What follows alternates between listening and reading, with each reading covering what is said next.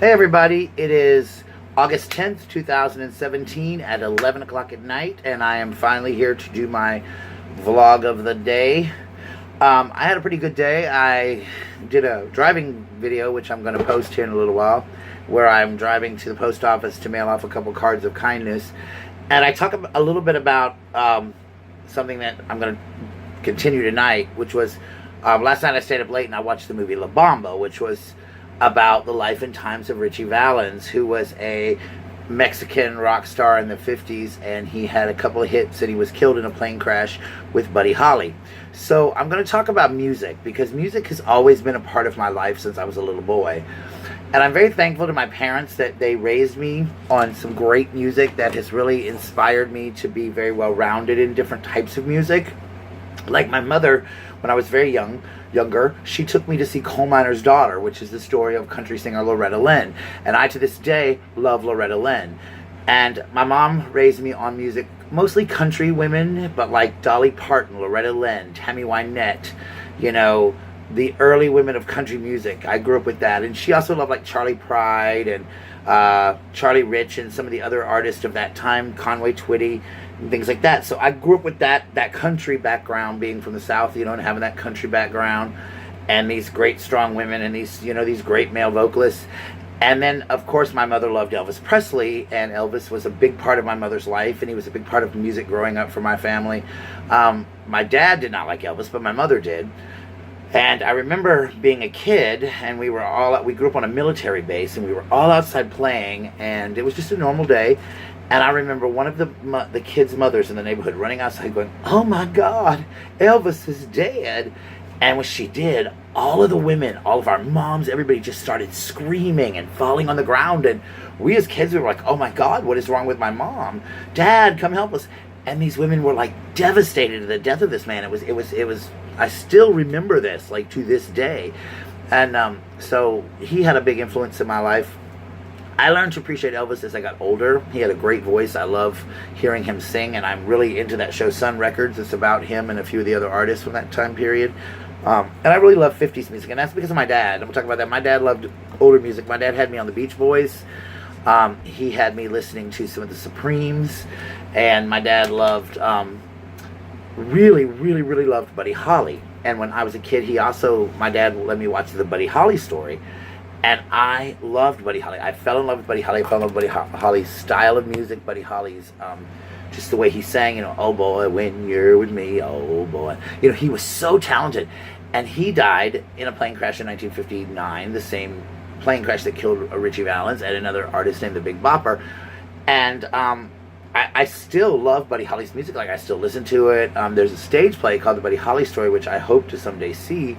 I've been watching it online, and it looks really good, and it's got me so excited because I really want to see it, because, like I said, I love Buddy Holly. Ooh, excuse me, I'll drop my camera.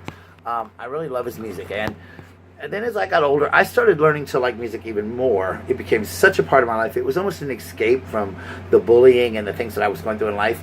And my first artist that I grew up loving, of course, Dolly, because I watched her after the Muppet Show growing up. But I remember my first rock group was Joan Jett and the Blackhearts. I thought I was a badass rebel, man. I love me some Joan Jett. You remember that song, "I Love Rock and Roll"?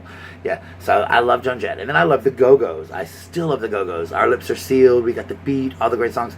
So I grew up with that. And then I fell in love with like Pat Benatar and George Michael and Boy George. And as it, try to get in English. As MTV rolled around, I learned to love even more artists like Cyndi Lauper and Tiffany and Debbie Gibson and, oh my gosh, I can't even name them, U2 and NXS and Thompson Twins and Men at Work and all the great artists of the 80s that I just fell in love with. And some of those artists, the Eurythmics, I didn't really like in the 80s, or even Pat Benatar. I wasn't a big fan of hers. But as I got older, I learned to love their music.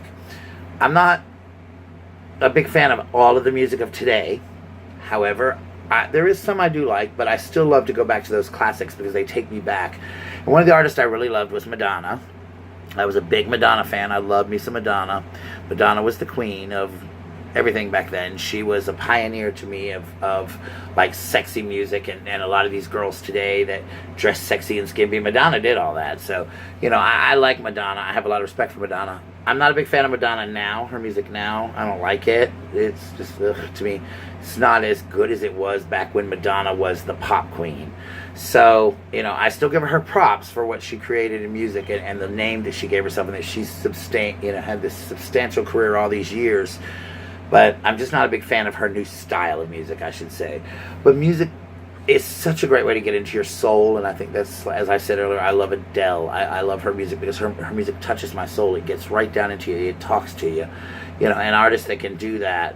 Melissa Etheridge was a big artist for me like that. Tracy Chapman was a big artist for me like that.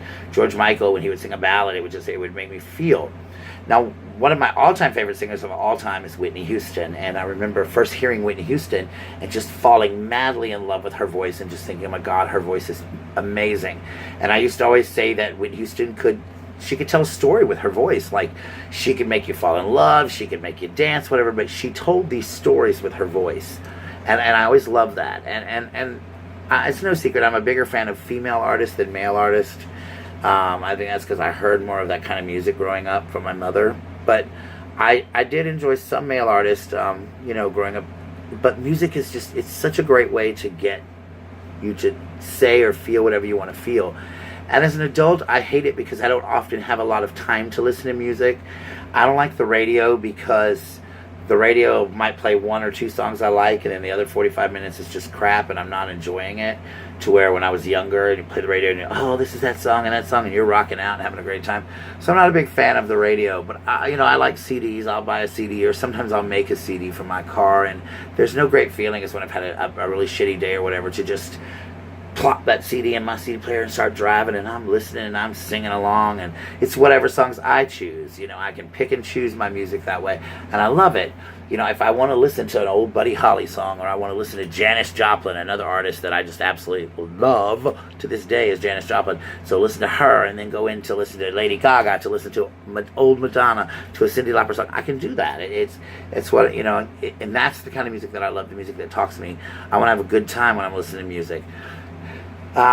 So it's played such a vital role in my life. It really, really, really, really has. And, it's been times I've used music to say, F off. There's been times I've used music to dance. There's been times I've used a song to say I love you to someone, or so many different things. And I think a song means something different to me than it probably means to you or whatever. So, I might say this song is for you, and you go, what the hell is this song got to do with anything? But it's because that song is good to me, and it means something to me and how I relate to you or to that person or to whatever. So that's pretty much my rant about music. I just love it, and I still love it. And like I said, I wish I had much more time to listen to more music, because it's just sometimes I can't get enough of it. But I had to talk about it because I was spending I watched Big Brother, and then I watched about an hour of just straight Buddy Holly stuff on YouTube, and I was so excited to just like hear some of his music again. I go, oh my God, I forgot how much I love Buddy Holly. Oh my God, I love Buddy Holly. So he's been gone a long time, but God, he really still touches my soul even to this day. His music, oh gosh, I love it. Anyway, what else did I do today? I went swimming for a little while, not long, because my pool had filled up so much from all the rainwater. It's not green though, y'all. It's still clear, but it had a lot of dirt and leaves, and I had to get in there and do that. So that's pretty much, I do that. And then it started to rain, so I got out the pool, and I just kind of came in the house and chilled out and didn't do a whole lot of nothing. But I do want to talk about one thing before I go. When I was at the post office today, the girl that works at the post office and she saw that I had these cards that said, this is a card of kindness or whatever. And so she asked me what they were about. And the post office that I go to is in a little town right next to me. It's like actually probably 6 minutes from my house. It's a little tiny community. And I don't go to our big post office downtown. It's too crowded, too packed. So it's just, very small place. So she and I had time to talk, and I was telling her that I, was trying to start this program called Cards of Kindness, and it was for my mom, and that my mom had passed away. And she told me that her mom had just passed away like less than a month ago. And she and I got into this really powerful talk about how she said, some people she's angry sometimes, and sometimes she feels like people are trying to rush her grieving. And we got into this conversation about how you can't rush grieving, you have to grieve on your own. And I told her about my YouTube channel, and I told her that I had not yet done a video about my mom or how I was really feeling, but I wanted to, and I was going to eventually when I was ready. And by the time I was done, she was pretty much in tears, and I was pretty much in tears. But it was one of the first conversations I had with somebody that was just so wonderful. And I met a total stranger who I left feeling wow. And when I left, she said, "Bye, Bradley." And that was so awesome, because now I've made a new friend by being kind and listening to her and listening to what she had to say. And so I think I'm going to probably, not tomorrow maybe, or sometime in the next couple of days, deliver her a card of kindness or some little something to let her know that it really touched my soul. Just what she and I had this conversation, because I haven't had a lot of time to connect since my mom died, and it was really, really nice. I took my dad to a visitation for someone in our family tonight, and he bless his heart, my dad, he's old and he's having trouble with his back, and he couldn't stand up for a long time, and it was just hurting him. But he was a trooper. Shelly was getting irritated, I was getting irritated, because the line was incredibly long. We had to wait a really long time. So I got to see him briefly. It's just getting so hard to see him around. He misses my mom so bad, and it's so painful. Sometimes I have to say, "Dad, Mom's not here anymore. You got to start eating. You got to start doing this." You know, my dad went from 300 pounds down to 120. You know, he's just so tiny now because he's not eating, and he has false teeth, and he says his gums hurt, and it's always something. And I said, "Dad, you got to stop complaining so much. You know, your life is what you make of it." But I guess he loved my mother for 48 years, and that's a long time to love somebody. And I wish I have, and I hope before I die that I will have the time to love somebody for as many years as I can. And I can't imagine losing a love like that. You know, it's like that song, that country song that came out a couple years ago, that Johnny and June, you know, like Johnny Cash and June Carter Cash. It's about their love and how they died so close together and stuff. And I pray that my dad's going to be here for a long time, but I see how much my dad really loved him. And one of the things he kept saying tonight at the funeral home was, "You don't realize how much you love something until it's gone." And that is so true. And so I'm going to try to take every day from here on out to tell everyone what they mean to me in my life, and to really realize how much I do love the people around me.